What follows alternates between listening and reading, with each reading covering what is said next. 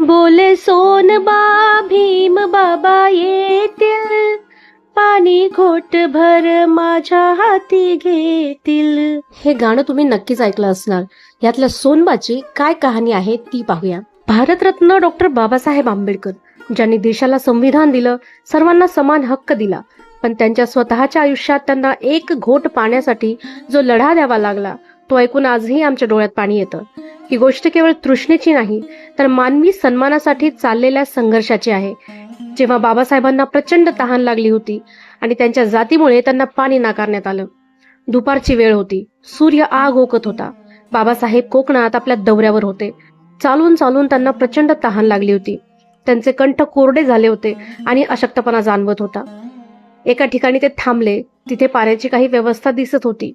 त्यांच्यासोबत त्यांचे काही अनुयायी होते. बाबासाहेबांनी एक घोट पाण्यासाठी तिथल्या लोकांना विचारणा केली. पण जेव्हा तिथल्या लोकांना कळले की डॉक्टर बाबासाहेब आंबेडकर आहेत, तेव्हा त्यांच्या चेहऱ्यावरील भाव बदलले. जातीभेदाचे विष किती भयंकर होते हे त्या क्षणी जाणवले. तिथल्या लोकांनी बाबासाहेबांना पाणी देण्यास स्पष्ट नकार दिला. त्यांच्याजवळ पाणी असूनही केवळ जातीमुळे ते पाणी त्यांना दिले गेले नाही. हे ऐकून बाबासाहेबांचे अनुयायी संतप्त झाले, पण बाबासाहेबांनी त्यांना शांत केले.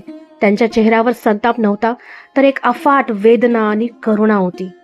त्यांच्यासाठी ती केवळ पाण्याचा नकार नव्हती, तर मानवी सन्मानाची नाकारलेली प्रतिष्ठा होती. बातमी जेव्हा गावातील सोनबा येळवे यांना कळाली, तेव्हा त्यांच्या काळजाचं पाणी पाणी झालं.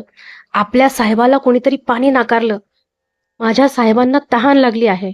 ते तातडीने पळत सुटले. त्यांनी घरून पाण्याचा माठ भरला आणि बाबासाहेबांच्या दिशेने धावले. पण तोपर्यंत बाबासाहेब तिथून खूप पुढे निघून गेले होते. मानी खूप धावाधाव केली, पण तरीही भेट होऊ शकली नाही. सोनबा तिथेच थांबले नाहीत. त्यांच्या मनात ती सल होती. माझे साहेब तहानलेले गेले.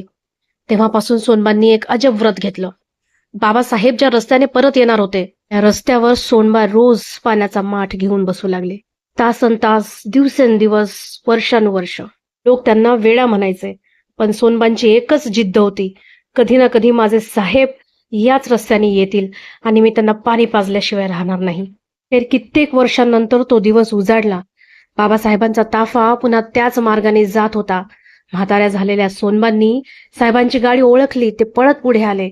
बाबासाहेबांनी गाडी थांबवली. सोनबांनी थरथरत्या हाताने पाण्याचा तांब्या पुढे केला आणि सांगितलं की साहेब, त्या दिवशी तुमची तहान अपूर्ण राहिली होती, आज ती भागवा.